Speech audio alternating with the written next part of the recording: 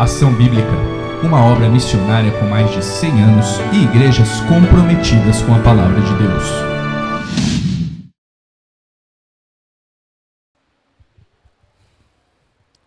Como é bom ver tantas crianças, né? Então é o futuro da igreja e que possamos investir com fidelidade na vida dessas crianças, no ensino da Palavra de Deus.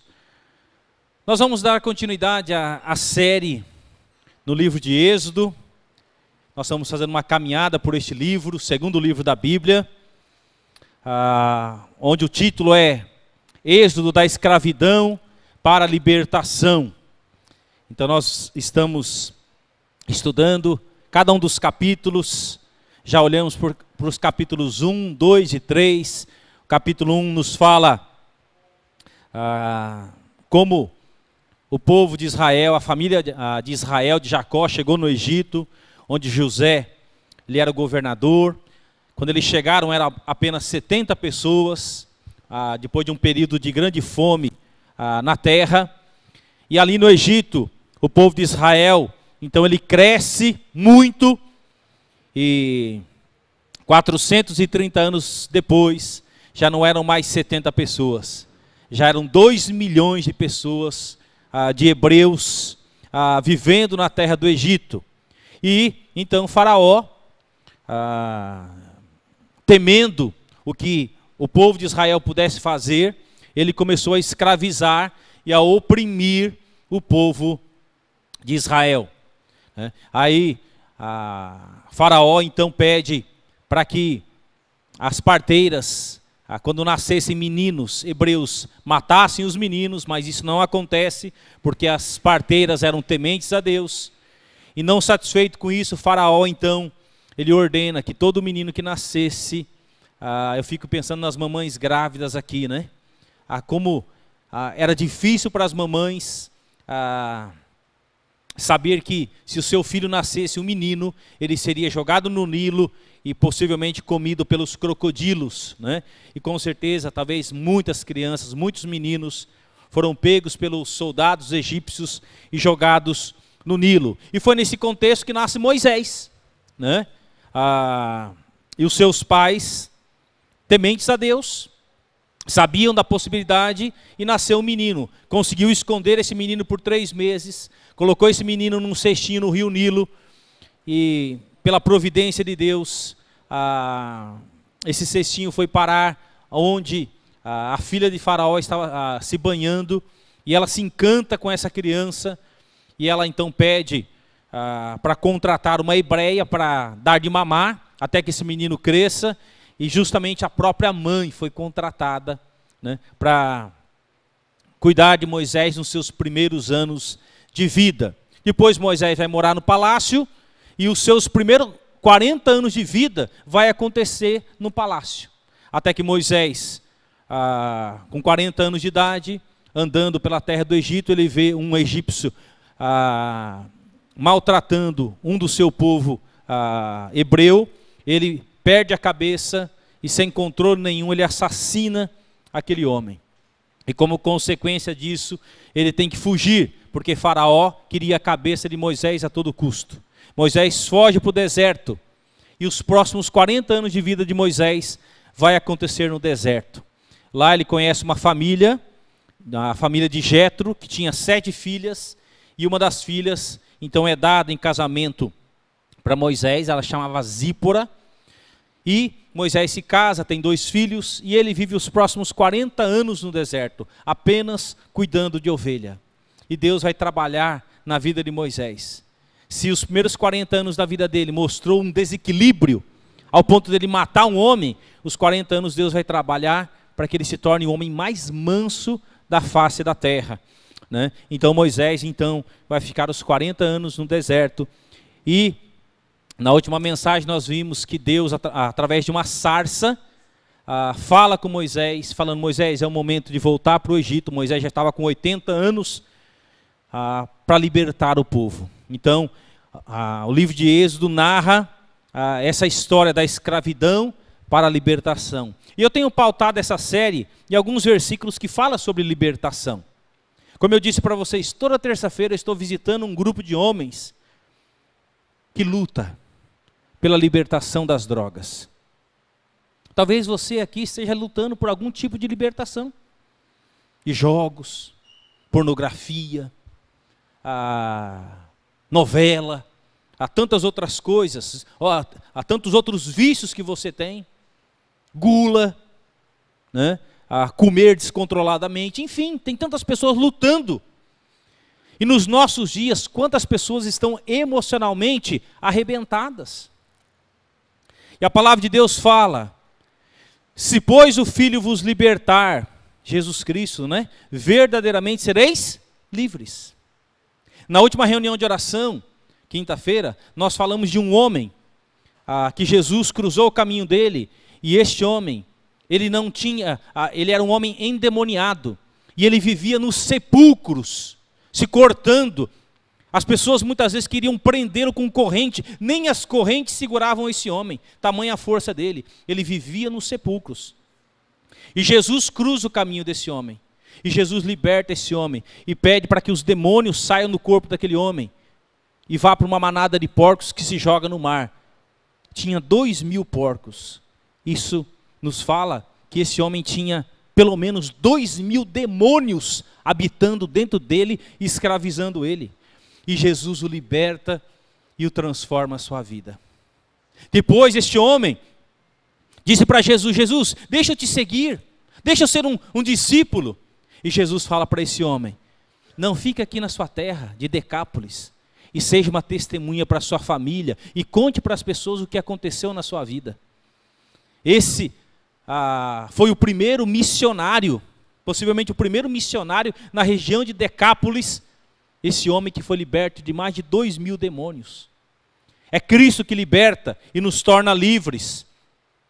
E conhecereis a verdade, e a verdade vos libertará. A verdade é Jesus, a verdade é a palavra de Deus. Não é a religião que liberta, não é o pastor que liberta, não é o papa que liberta, ou o padre, não. É Jesus Cristo, é a verdade da palavra de Deus que nos liberta. O apóstolo Paulo fala em Gálatas: porque vocês, irmãos, foram chamados à liberdade.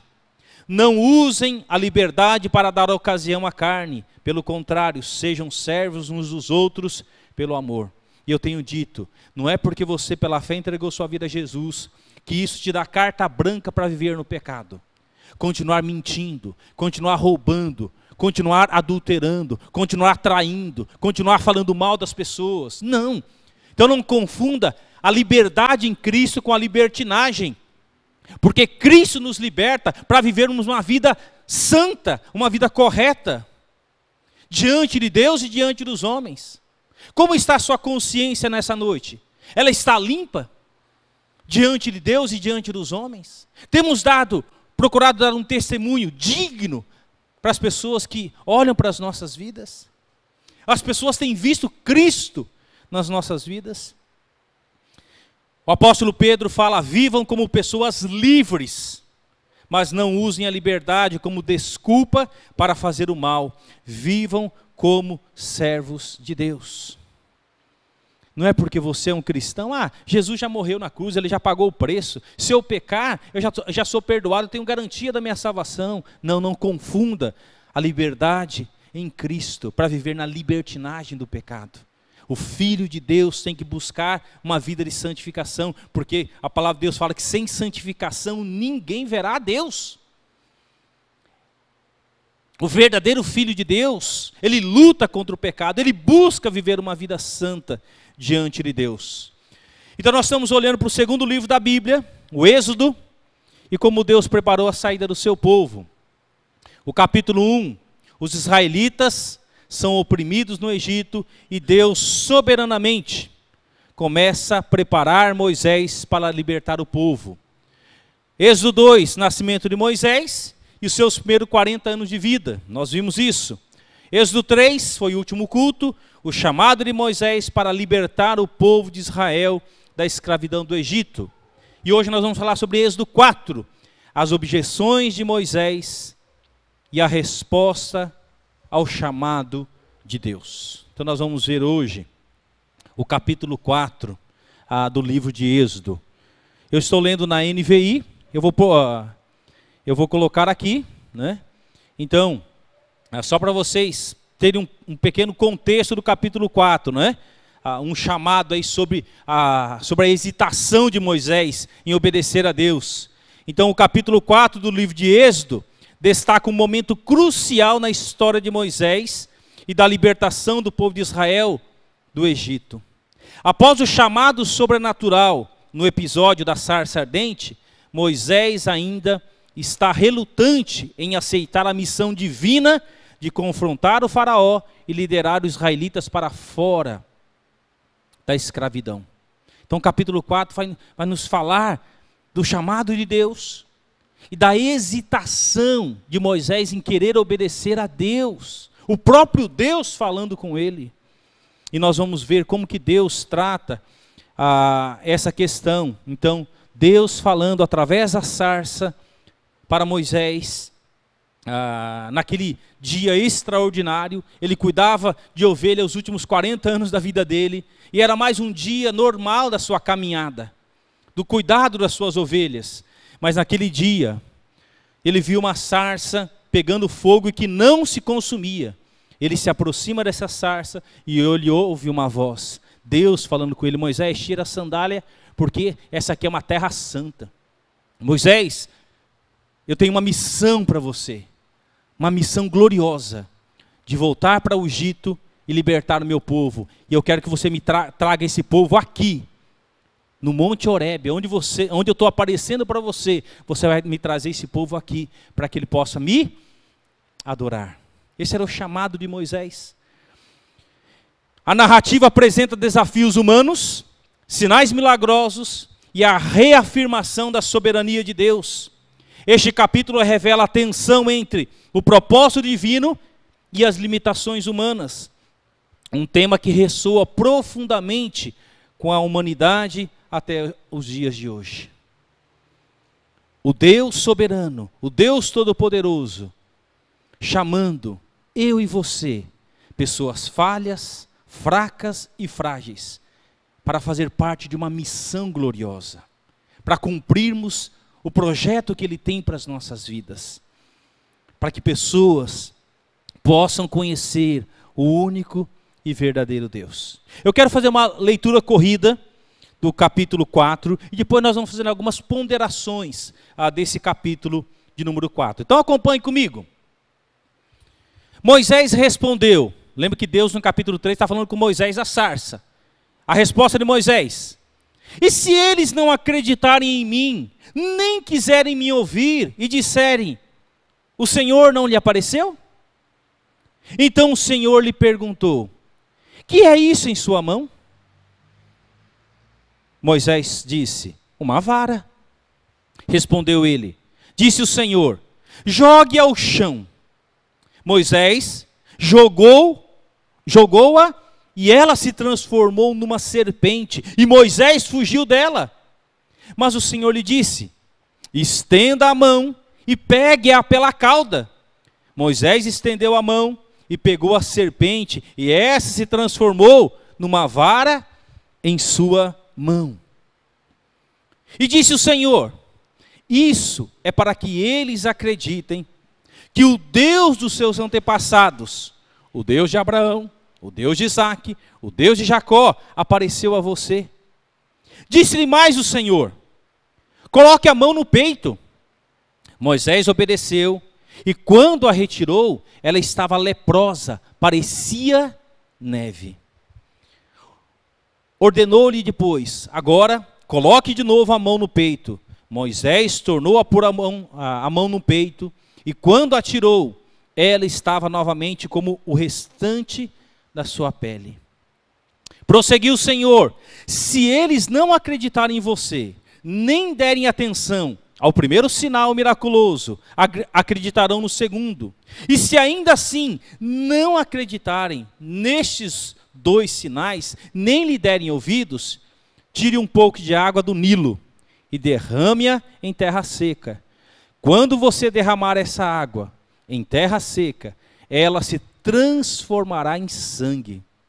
Disse, porém, Moisés ao Senhor: ó Senhor, Nunca tive facilidade para falar, nem no passado, nem agora que falaste a teu servo. Não consigo falar bem. Disse-lhe o Senhor: quem deu a boca ao homem? Quem o fez surdo ou mudo?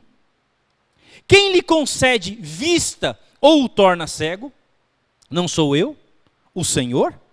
Agora, pois, vá, e eu estarei com você, ensinando-lhe o que dizer.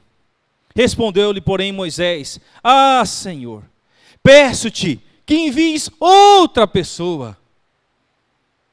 Será que já no seu coração você não disse isso? Deus, envia outro, envia eu não. Moisés: Senhor, envia outra pessoa. Verso 14. Então o Senhor se irou com Moisés e lhe disse: você não tem um irmão, Arão, o levita? Eu sei que ele fala bem. Ele já está vindo ao seu encontro e se alegrará em vê-lo. Você falará com ele e lhe dirá o que ele deve dizer.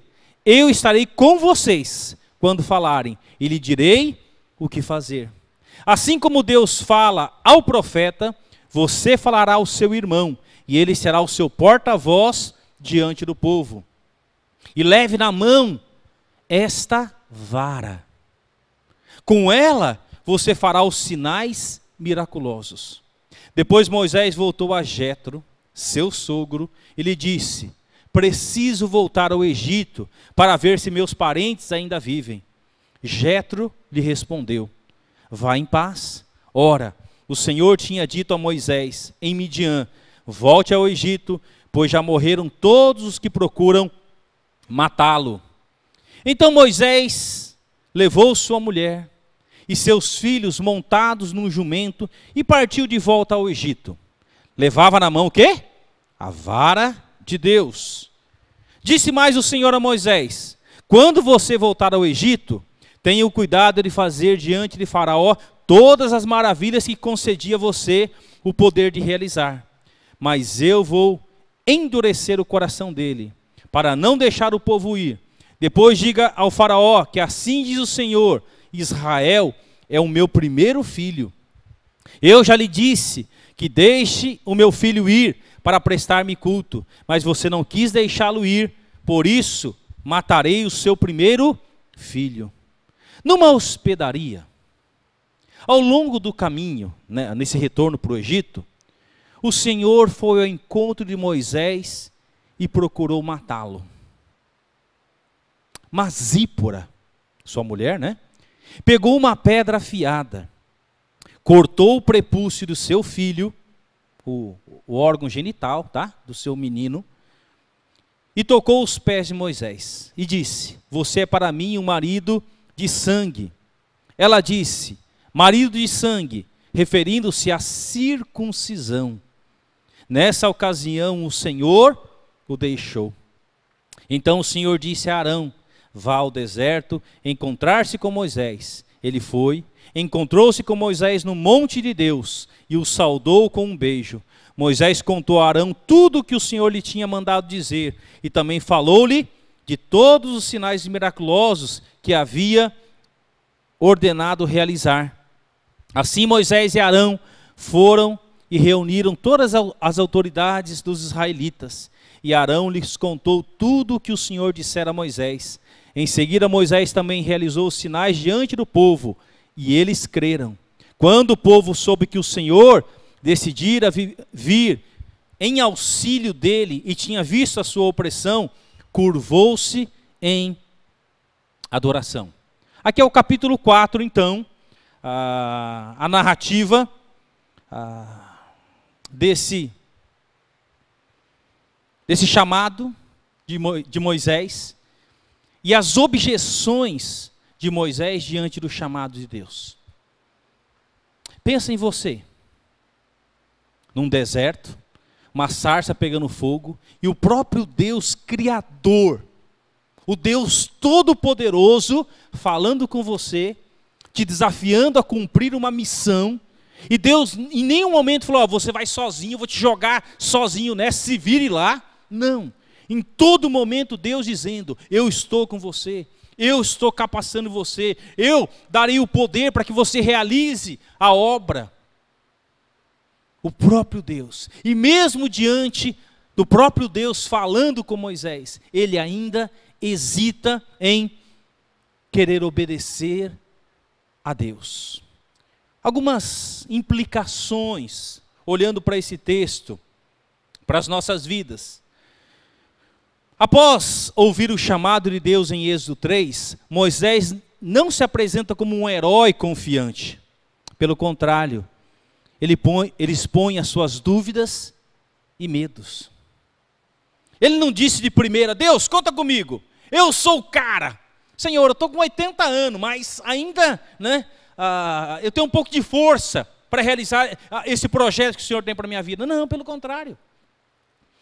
Moisés não se coloca como um herói diante de Deus, mas como alguém covarde, alguém temeroso diante da grande responsabilidade. Porque a última vez que ele esteve no Egito, ele teve que sair de lá o quê? Fugido. A sua cabeça estava a prêmio por aquilo que ele havia feito. Mas já havia passado 40 anos. E aquele faraó que queria a sua cabeça já estava morto. No início do capítulo 4, Moisés questiona: e se eles, falando a respeito do povo de Israel, que está lá escravizado, e se eles não acreditarem em mim, nem ouvirem a minha voz, e disserem: o Senhor não te apareceu? E esta hesitação reflete um homem consciente das suas limitações, temendo a rejeição do próprio povo que deveria liderar. Queridos, todas as vezes que Deus nos chama por um desafio, aquele gelo na barriga, as pernas tremendo, seja talvez num novo trabalho, numa nova cidade. Eu lembro quando Deus nos desafiou a vir para Cosmópolis. Eu tinha 24 anos, a Tânia tinha 23 anos. Nós nunca tínhamos saído de São Paulo. E nós fomos desafiados a vir para o interior de São Paulo, aqui para a cidade de Cosmópolis. A única coisa que nós conhecíamos em Cosmópolis era o acampamento. Nem a cidade a gente conhecia direito. Imagina o temor e a barriga queimando. Como vai ser? Como são as pessoas que moram lá, que frequentam aquela igreja? Será que eles vão nos receber bem? Será que a gente vai conseguir ajudá-los? Então, vários medos estavam no nosso coração. Mas uma certeza irrefutável, que quem havia nos chamado era o próprio Deus. E Deus estava usando a liderança da igreja de São Paulo, da igreja da saúde, para nos enviar para cá. A certeza do chamado sempre esteve queimando no meu coração e no coração da Tânia. Nós nunca duvidamos do nosso chamado, mesmo diante das adversidades, das lutas, das lágrimas e dos medos. Mas a convicção do chamado era algo muito forte. E mesmo diante da hesitação de Moisés, Moisés sabia quem estava falando com ele. Não era um coleguinha seu, não era qualquer pessoa, não era um rei, não, era o próprio Deus falando com Moisés. E Deus, meus queridos, em sua paciência, responde ao questionamento de Moisés com 3 sinais milagrosos. Você quer um sinal de que eu estarei com você, eu te capacitarei, eu vou te capacitar para esse projeto? Deus dá 3 sinais milagrosos. Primeiro, envolve o cajado de Moisés, que se transforma em uma serpente e volta a ser um cajado ao ser segurado pela cauda. Moisés, um dos instrumentos que um pastor de ovelha usa para o cuidado das suas ovelhas é um cajado. Esse cajado auxilia o pastor de diversas maneiras, na caminhada, para puxar uma ovelha que caiu no rio ou caiu num penhasco. Então, o cajado é um instrumento que o pastor ele usa no seu pastoreio. E esse era um instrumento que Moisés tinha na sua mão. Há quantos anos Moisés estava segurando aquele cajado? Talvez era um instrumento que ele usava todos os dias.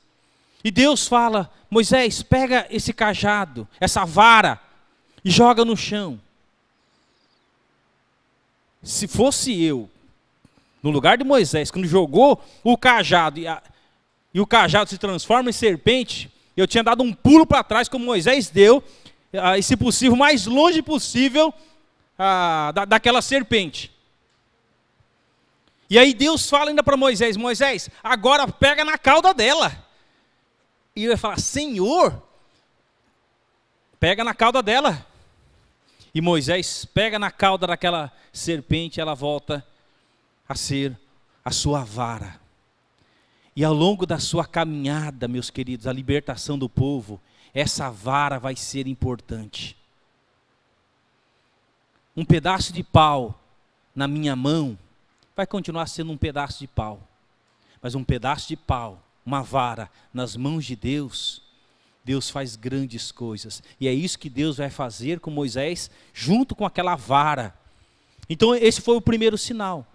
E este ato demonstra o controle soberano de Deus sobre a criação, e também simboliza o poder divino que estará com Moisés em sua missão. Esse é o primeiro sinal. O segundo sinal é a mão de Moisés, que fica leprosa ao ser colocada em seu peito e depois é curada. E este milagre ilustra tanto o poder de Deus para trazer juízo, como para restaurar. Moisés, coloca a mão no seu peito. Quando Moisés tira a mão do seu peito, a mão dele está leprosa. A lepra era uma doença terrível, que não tinha cura. Se você lê no Antigo Testamento, uma pessoa leprosa, ela não podia conviver com as pessoas, ela tinha que viver isolada. E a lepra era uma doença terrível, que não tinha cura. As pessoas tinham que se vestir de pano de saco, e toda vez que chegava alguém por perto, ele tinha que ficar gritando ainda: imundo, imundo, eu sou imundo, não se aproxima. A lepra era uma doença terrível, terrível. E quando Moisés olha para a sua mão está completamente leprosa. E Deus fala para ele: coloca a mão no peito de novo. E ele coloca, e a sua mão está novamente normal, sem a lepra. Este é o segundo milagre, esse é o segundo sinal que Deus opera na vida de Moisés. E o terceiro sinal envolve a transformação de água do rio Nilo em sangue, um prenúncio das pragas que Deus enviará ao Egito. Estes sinais não apenas servem para convencer os israelitas da autoridade divina de Moisés, mas também antecipam o confronto direto com Faraó e os deuses do Egito. Deus dá 3 sinais: a vara, que se transforma em serpente, a mão leprosa e a água do Nilo, que se transforma em sangue. Para mostrar para o povo, dizendo: Moisés, ele tem a minha autoridade para conduzir vocês e libertá-los da escravidão do Egito. E Moisés, através desses sinais, depois ele vai confrontar Faraó. E quando nós chegarmos lá, nós vamos ver as 10 pragas que virão sobre o Egito, mostrando o poder de Deus até Faraó libertar o povo da escravidão. Não foi na primeira assim, Moisés chegou lá e falou: eu sou um representante de Deus, e eu estou aqui em nome dele para que você liberte o meu povo, né, e para que a gente possa adorar lá no deserto. E Faraó falou: beleza, tira esse povo daqui, é uma pedra no meu sapato. Não, era mão de obra escrava no Egito. E depois de 10 pragas, então que Faraó vai libertar o povo do Egito. Aí depois desses sinais, Moisés ainda, né, titubeando, a questão da fala: eu não sou eloquente, eu não sei falar, Senhor. Eu sou meio gago, eu vou ficar nervoso quando eu estou na frente. Imagina assim, quando eu estiver na frente do povo ou na frente de Faraó, eu não vou conseguir falar. Talvez, meu querido, essa seja uma das desculpas que você usa para não evangelizar, para não compartilhar do seu amor, do amor de Deus para com as pessoas. E isso é uma mera desculpa que nós podemos usar para não obedecer a Deus e cumprirmos a sua missão aqui na terra, já que Jesus disse para mim e para você: ide por todo mundo, pregar o evangelho a toda criatura, batizando-os em nome do Pai, do Filho e do Espírito Santo. Então a missão da pregação não é do pastor, é do pastor, é do presbítero e de cada membro da igreja. Por quê? Porque um dia eu e você estaremos individualmente na presença de Deus para apresentar os frutos do nosso trabalho, da nossa evangelização, da nossa dedicação ao Senhor. E naquele dia você não vai poder chamar o pastor para dar testemunha a seu respeito, ou trazer sua mãe. Pode chamar minha mãe? Não, vai ser você e Deus. E Deus, Ele vai te cobrar, porque Deus deu aos seus filhos dons e talentos, responsabilidades. E Moisés, então, ele questiona: eu não sei falar. E mesmo após os sinais milagrosos, Moisés continua hesitando. E ele argumenta: Senhor, eu não sou eloquente, nem de ontem, nem de antes, nem ainda deste que falaste ao teu servo, porque sou pesado de boca e pesado de língua. Este momento revela a profunda insegurança de Moisés quanto à sua capacidade de liderar e se comunicar. E eu queria dar um pequeno testemunho a respeito da minha vida. Eu sempre fui um aluno muito fraco na escola. Eu voltava da escola, você acha que eu ia estudar? Não ia estudar. Nós éramos em 5 irmãos. Quando nós chegávamos à escola, nós queríamos ir para a rua brincar de bola. Voltava só no final do dia. Não fazia lição de casa. Na minha época, a carteirinha era por nota, né? Números, e era vermelho e azul. Minha carteirinha era 99% vermelha. Minha primeira série, reprovei. Primeira série, vai. É cabeçudo mesmo. Reprovei a primeira série. As outras eu passei na marra. Todo ano recuperação. Cheguei na 7ª série, novamente, reprova, bomba, né? Depois parei de estudar algum tempo. Não era uma pessoa que gostava de ler, de estudar. Uma pessoa extremamente tímida. Eu conversava com os colegas assim da rua, mas conversar meio com as pessoas, eu tinha uma vergonha terrível. Terrível. E foi quando eu conheci a Jesus com 14 anos de idade, eu comecei a sentir vergonha. Vergonha da minha incapacidade, vergonha porque eu não me dediquei, vergonha de várias coisas, né, de não conseguir ter uma profissão. Meus irmãos, enquanto um era eletricista, outro era ferramenteiro, eu estava na rabeira deles ainda sem. E Deus começa a trabalhar na minha vida, me encorajar a começar a estudar, a voltar a estudar, terminar o ensino médio. E Deus vai trabalhando na minha vida, sendo encorajado. Mas nunca passou pela minha cabeça imaginar que Deus um dia iria me escolher para um dia estar à frente de pessoas falando do seu amor.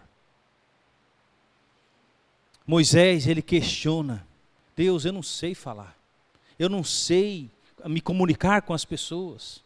E Deus então responde para ele, a resposta de Deus é tanto encorajadora quanto desafiadora. Quem fez a boca do homem?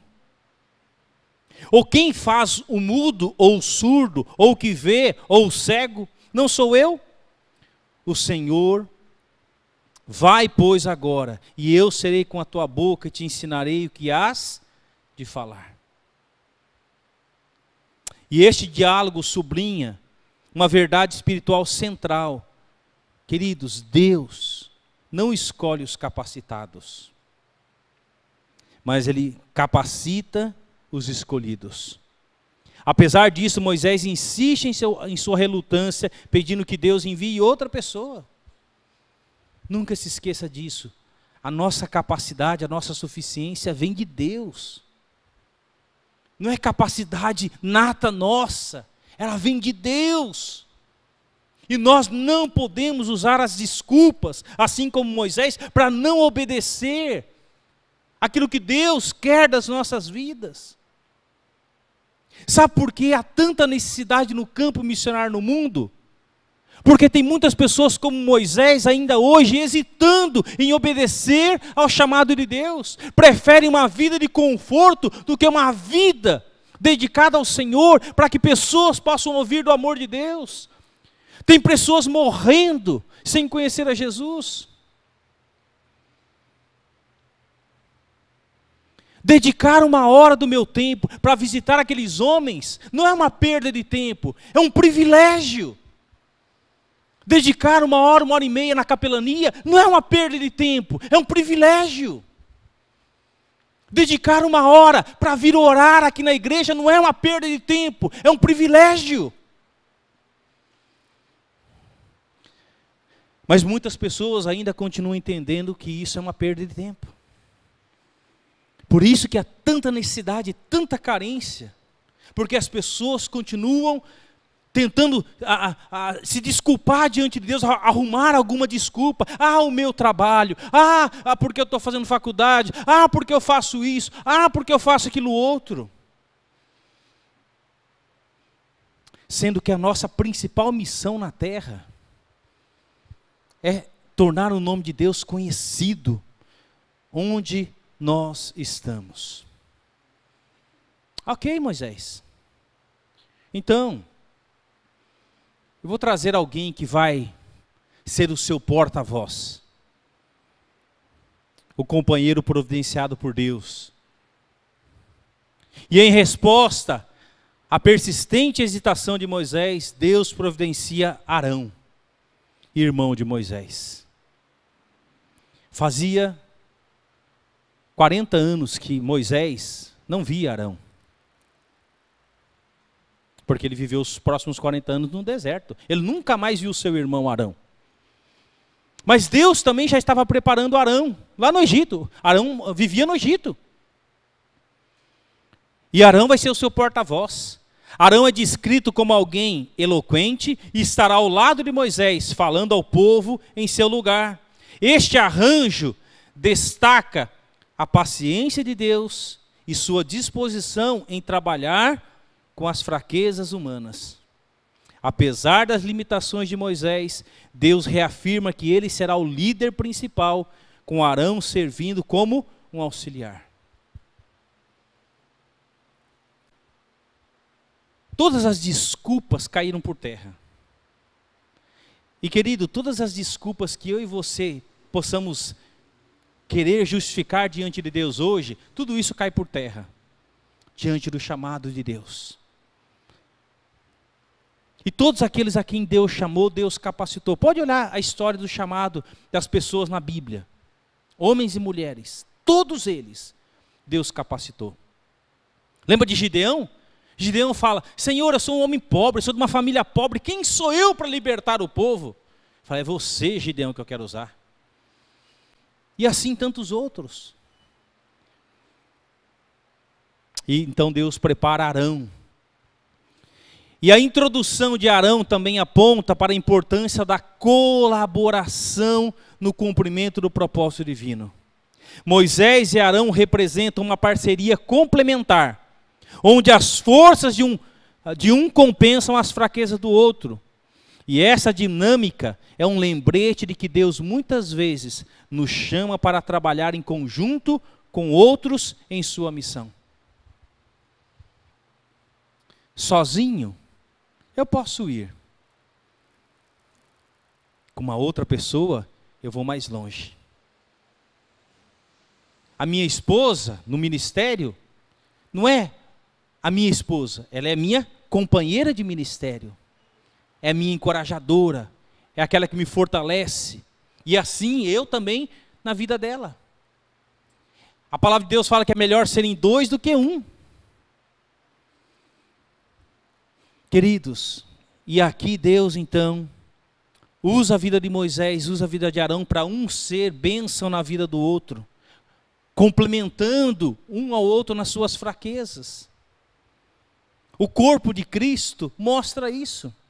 Imagina na igreja, se o Devair tivesse que cantar, tocar, quem ri vai perder 50 galardão no céu, né? Não daria certo, não daria certo. Mas eu louvo a Deus, porque enquanto vocês estão aqui, tem professores e auxiliares cuidando das nossas crianças, ensinando a palavra de Deus. Eu louvo a Deus por uma equipe de louvor, eu louvo a Deus pela equipe de mídia, eu louvo a Deus por aqueles que cuidam da mocidade, eu louvo a Deus por aqueles que cuidam da igreja, da limpeza da igreja. Vocês chegam todo domingo, a igreja está limpinha, os bancos, as cadeiras todas arrumadinhas, porque tem alguém fazendo. Sozinho a gente não consegue. E quando a gente trabalha em equipe, tudo é mais fácil. Eu falo isso em mutirão, aqui na igreja. Quando um vem limpar a igreja sozinho, pergunta para a Graça, é cansativo. Muitas vezes até desanimador. Mas quando a gente está numa equipe, o que acontece? As coisas são feitas rápidas e todos saem o quê? Felizes. Porque a gente trabalhou em equipe. E é isso, a igreja tem que ser assim. Em casa, eu sempre disse para os meus filhos, nós somos uma equipe aqui em casa. Eu, a mamãe, Lucas e Jonas, nós somos uma equipe. E cada um tem que fazer a sua parte. Por quê? Se nós fizermos a nossa parte, as coisas vão fluir bem. Agora, se só a mamãe fizer, ou se só o papai fizer, vai se tornar cansativo e isso vai se tornar prejudicial. E vocês não serão preparados para serem homens lá na frente, pais de família, porque vocês não foram preparados para isso. E nós temos que preparar os nossos filhos, as futuras gerações, para fazerem diferença nesse mundo. E o retorno ao Egito, fé e obediência em ação. Com a questão do porta-voz resolvida, Moisés finalmente decide obedecer. Ele retorna a Jetro, seu sogro, e pede permissão para voltar ao Egito, expressando respeito pela autoridade de Jetro. Este detalhe mostra a humildade de Moisés e sua preocupação em fazer as coisas de forma correta, mesmo diante da missão divina. Eu acho espetacular. Moisés indo até o seu sogro e compartilhando com o seu sogro, olha, Deus me chamou, Ele quer que eu volte para o Egito para libertar o meu povo. Ele reconhece a autoridade do seu sogro, Jetro.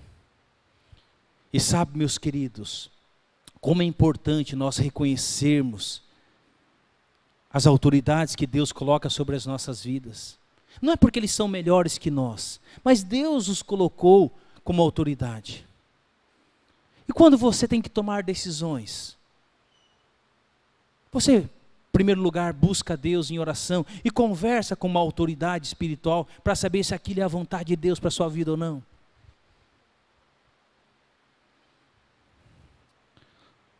Deus colocou pessoas como autoridades na minha vida. Eu lembro do pastor Fred. Quantas decisões eu tinha que tomar, eu consultava o pastor Fred. Isso me faz lembrar, por exemplo, meu pai tinha um boteco. E meu pai muitas vezes queria que eu ficasse no boteco. E eu sabia que era errado ficar vendendo cachaça e ficar aguentando pinguço no boteco cuspindo no chão. E eu não queria de jeito nenhum. Mas meu pai era uma autoridade, meu pai não era convertido. Então eu fui conversar com o pastor Fred. Pastor Fred, o que eu faço nessa situação? Se eu desobedecer meu pai, ele vai ficar com raiva de mim e ainda vai falar assim, lá o cristão, lê a Bíblia, vai na igreja, mas me desonra. O que eu devo fazer nessa situação? Aí ele me aconselhou. Então eu conversei com meu pai e falei, pai, eu posso ficar num bar quando o senhor precisar almoçar alguma coisa, mas eu não vou ficar vendendo cachaça para o pessoal não, porque eu não concordo com isso, porque eu sei que isso vai fazer mal para a vida da pessoa, isso vai desgraçar a vida dele e talvez da sua família. Ele falou, beleza. E anos depois, quando eu senti o desejo de ir para o seminário, eu tive que pedir a autorização do meu pai. Pergunta para os seminaristas aí. Sem o aval dos pais, você não vai para o seminário. E meu pai não era convertido. E eu fui conversar com ele. O salário que eu ganhava, eu ajudava em casa. Eu tinha que pagar as contas de casa. E eu falei para ele, pai, Deus tem me chamado para estudar mais a palavra de Deus, eu quero servi-lo melhor. E ele disse, filho, se é isso que Deus, o seu Deus, quer para a sua vida, Deus te abençoe. Se eu tivesse sido rebelde lá atrás, meu pai agora poderia falar, não, você não vai. Então, é tão lindo ver esse respeito de Moisés para com seu sogro Jetro, que era autoridade sobre a sua vida. E como é importante nós aprendermos como ovelhas a respeitar nossas autoridades, aquilo que Deus usa eles para nos ensinar. E ele então recebeu a bênção. E durante o caminho de volta ao Egito, Deus instrui Moisés a realizar os sinais diante do faraó, mas também o adverte de que o coração do faraó será endurecido. E este endurecimento não é apenas uma resistência humana, mas parte do plano soberano de Deus para demonstrar seu poder e glorificar o seu nome entre as nações. Deus vai libertar o seu povo com mão poderosa. Vocês vão ver quando nós chegarmos nas pragas do Egito. Deus vai libertar o seu povo com mão poderosa. E meus queridos, se Deus precisar te libertar alguém com mão poderosa, Deus vai fazê-lo. Se Deus precisar pesar na sua mão, porque um filho de Deus tem tido vergonha para o evangelho de Jesus Cristo, ele vai pesar a mão, porque a palavra de Deus fala, horrível coisa cair nas mãos do Deus vivo. E tem muitos cristãos brincando com Deus, mentindo a Deus, fazendo coisas erradas diante de Deus. Deus vai pesar a mão. E Deus está dizendo para Moisés, eu vou tirar o meu povo com mão poderosa. Com mão poderosa. E aqui nós temos um trecho dessa leitura meio que, parece que meio que desconecta do texto. Mas tem uma lição tão importante, que é a questão que Deus queria matar Moisés. Quando Moisés estava voltando. Porque Moisés deixou de cumprir um pacto da aliança fundamental para um israelita, que era a questão da circuncisão do seu filho.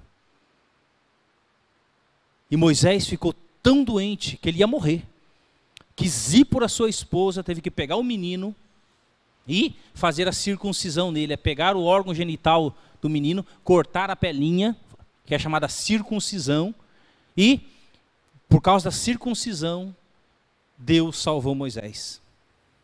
Por causa dessa aliança. Então, um dos momentos mais enigmáticos do capítulo 4 ocorre durante a viagem de Moisés ao Egito. O texto relata que o Senhor encontrou Moisés e quis matá-lo. A esposa de Moisés, Zípora, intervém realizando a circuncisão de seu filho e tocando os pés de Moisés com o prepúcio, com a pelinha que foi cortada, dizendo, certamente tu és para mim um esposo sanguinário. Este episódio parece abrupto e desconecto, mas carrega um significado profundo. E qual é? A circuncisão era sinal da aliança de Deus com Abraão e os seus descendentes. Todo menino tinha que ser circuncidado. Todo menino. Era um sinal, era uma aliança, era um pacto entre Deus e o seu povo. A omissão desse rito na família de Moisés representava uma falha em cumprir os termos da aliança. E ao realizar a circuncisão, Zípora salva a vida de Moisés e reafirma o compromisso da família com a aliança de Deus. E este evento sublinha a seriedade com que Deus trata a sua aliança e a necessidade de obediência total. Moisés deixou de cumprir algo fundamental, e ele sabia que ele tinha que fazer a circuncisão do seu filho, ele não fez. E por conta disso ele quase morreu. Se não fosse Zípora obedecer a Deus nesse momento. Da mesma forma, Deus trata com seriedade a sua palavra. Deus trata com seriedade. Se nós desobedecemos a sua palavra, nós sofreremos as consequências. E se nós a obedecemos, Deus trará sobre nós bênçãos sem medidas. E aqui Moisés quase perdeu a sua vida por uma desobediência à questão da circuncisão. E hoje? Por que hoje nós não fazemos mais a circuncisão? Porque a palavra de Deus fala que a circuncisão acontece no coração. No Antigo Testamento era um sinal físico, mas hoje é no coração. E Ezequiel nos fala assim: e vos darei um coração novo, e porei dentro de vós um espírito novo, e tirarei o coração de pedra da vossa carne, e vos darei um coração de carne. A verdadeira circuncisão acontece no coração. Quando eu reconheço meus pecados, Jesus já pagou o preço, Ele derramou seu sangue. Quando eu reconheço meus pecados, a verdadeira circuncisão acontece no coração. A transformação, Deus transforma um coração de pedra num coração de carne. Já conversou com pessoas de coração duro? Como é difícil. E quanto mais a pessoa envelhece, mais o coração vai ficando mais duro, mais duro, mais duro. Por isso que a gente fala da importância de ensinar a criança, a evangelizar a criança enquanto ela é pequena. Porque quanto mais velha ela fica, mais o coração vai endurecendo, endurecendo, endurecendo, endurecendo. E o maior milagre que acontece é no coração, quando o coração de pedra é transformado num coração de carne. E o reencontro de Arão e o povo de Israel. Chegando ao Egito, Moisés encontra-se com Arão, conforme Deus havia planejado. Juntos eles colocaram os anciãos de Israel e realizaram os sinais que Deus havia dado a Moisés. E qual foi a reação do povo de Israel? Crença e adoração. Porque diz assim: e o povo creu. E ouvindo que o Senhor visitara os filhos de Israel e que vira a sua aflição, inclinaram-se e adoraram. No final do capítulo 4, nós vemos o reconhecimento do povo de Israel, a liderança de Moisés. Deus trouxe Moisés para ser o nosso libertador. Deus trouxe, através desses sinais. Este momento marca o início da missão libertação. O povo que antes estava desanimado e oprimido, agora tem uma renovada esperança na intervenção divina. Moisés, que começou este capítulo cheio de dúvidas e inseguranças, começa a ver os primeiros frutos de sua obediência. Meus queridos, enquanto você reluta, enquanto você briga com Deus, você não vê os frutos. Mas enquanto você obedece, você começa a ver os frutos do seu trabalho. E Moisés, então, agora ele começa a ver os frutos. Aquele povo se ajoelhando e se prostrando diante de Deus. E para encerrar, qual é a lição, ou as lições de Êxodo 4 para hoje, para a minha vida, para a sua vida? O capítulo 4 de Êxodo não é apenas uma narrativa histórica, mas também uma poderosa lição espiritual. Ele nos lembra que Deus chama pessoas imperfeitas para cumprir seus propósitos perfeitos. Moisés, com todas as suas falhas e medos, foi escolhido para liderar uma das maiores missões da história bíblica. Sua jornada reflete a tensão entre a fraqueza humana e a força divina. Meus queridos, Moisés foi escolhido para realizar uma obra gigantesca, que era tirar um povo escravo há 430 anos no Egito, e levá-los para o deserto para adorar a Deus, e levar para a terra que Deus havia prometido a Abraão, a Isaac e Jacó. Meus queridos, uma das pessoas que eu quero, quando chegar no céu, conhecer é Moisés. Moisés, ele foi um homem usado por Deus para libertar um povo. E meu querido, Deus está te chamando hoje, também, em 2025, para realizar uma grande obra que você não pode nem imaginar. Nem imaginar. O mesmo Deus de Moisés é o mesmo Deus de hoje, que continua chamando pessoas falhas e fracas e frágeis como eu e você, com medos e temores, para realizar uma grande obra. Uma grande obra.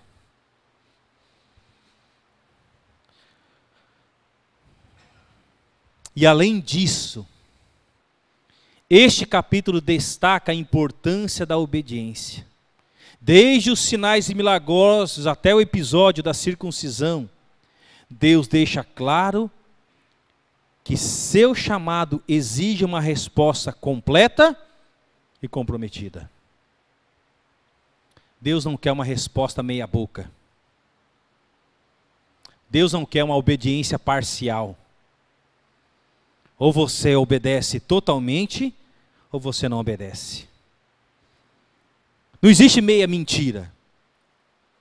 Ou é mentira, ou é verdade. Deus, não existe pessoas em cima do muro. Quem está em cima do muro não é de Deus. Ou você é de Deus, ou você é do diabo. Não existe meio termo diante de Deus.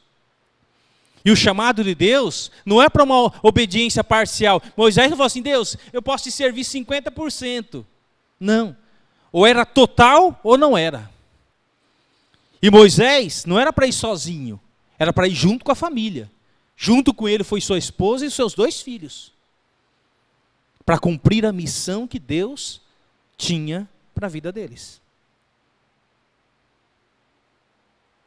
Jesus disse: se alguém quer vir após mim, a si mesmo se negue.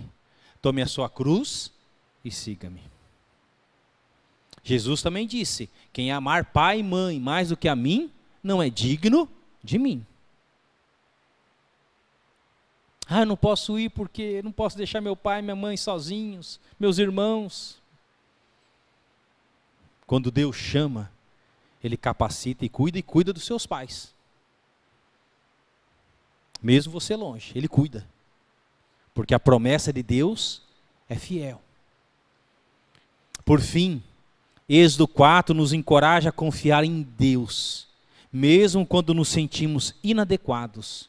Assim como Ele esteve com Moisés, capacitando e providenciando ajuda, Ele também está conosco, guiando-nos em nossas próprias jornadas de fé. Então, Deus vai libertar um povo para andar com Deus. Libertos por Deus para andar com Deus. Aonde Deus nos chamar, nós temos que dizer: eis-me aqui. Ou você pode dizer: Senhor, por enquanto não dá. Meu trabalho me impede, minha família me impede, isso me impede. É uma escolha. Mas Deus tem nos chamado a cumprir uma missão, a fazer diferença. Na nossa casa, no nosso trabalho, na nossa escola, na nossa faculdade, na nossa cidade e onde Deus nos mandar. Eu quero morrer servindo a Deus. Não importa se seja em Cosmópolis ou qualquer lugar do mundo, eu quero morrer, viver meus últimos dias servindo ao meu Deus. Porque essa é a minha missão de vida. É isso pelo qual Deus pagou um alto preço, e a história de Moisés nos mostra isso. E no próximo culto, nós vamos lá para o capítulo 5, o primeiro encontro de Moisés com Faraó. Aí nós vamos ver as batalhas, o bicho pegando. Aí vocês vão ver realmente como Deus vai libertar o seu povo de Israel. Vamos orar? Pai Celeste, obrigado por esse capítulo 4, que nos fala, ó Deus, do chamado de Moisés, mas também da sua hesitação em querer obedecer. Senhor, com certeza o Senhor tem chamado, ó Deus, pessoas aqui a cumprir a sua missão. E não importa a idade, porque Moisés tinha 80 anos quando o Senhor o chama, para cumprir essa enorme missão de voltar ao Egito e libertar o seu povo. Então nós não temos qualquer desculpa que nós coloquemos aqui, são meras desculpas diante do Senhor. Nós podemos escolher obedecer, ou nós podemos escolher continuar vivendo no pecado, continuar mentindo, continuar escondendo, continuar fazendo coisa errada, para satisfazer o desejo do próprio coração. Mas isso não vai trazer bênção para a sua vida. Isso vai trazer tristeza, sofrimento, e você vai perder a paz da comunhão com Deus. Mas aqueles que querem obedecer a Deus, buscam uma vida de santidade, buscam obedecer ao Senhor e cumprir os propósitos que o Senhor tem para as nossas vidas. Obrigado porque Jesus Cristo pagou um alto preço. E Ele está dizendo, quem quer fazer parte do meu time? Quem quer fazer parte dessa missão gloriosa? E que nós possamos responder, Senhor, eis-me aqui, usa-me a mim. Em nome de Jesus, amém. Ação Bíblica, uma obra missionária com mais de 100 anos e igrejas comprometidas com a palavra de Deus.